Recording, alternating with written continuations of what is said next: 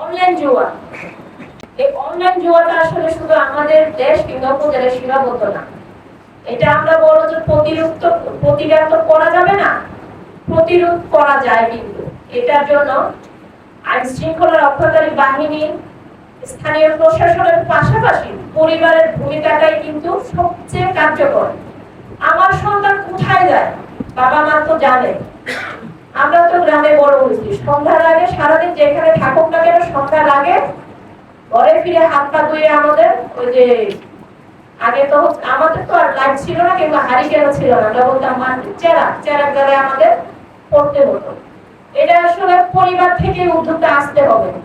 বিশেষ করে যে আপনার ব্রিজ কালভার্টের উপরে বসে অনেকে যে খেলা জুয়া মোবাইল নিয়ে বসে, তারা তো কিছু না কিছু দেখে।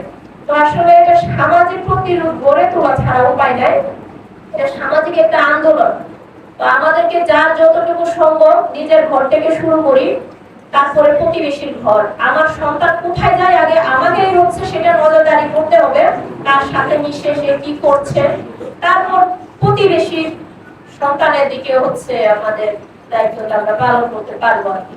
তো এক্ষেত্রে আসলে আমাদের প্রশাসনিক পর্যায়ে যতটুকু সম্ভব আমরা উদ্যোগ নিচ্ছি, এটা কিন্তু চলমান আছে।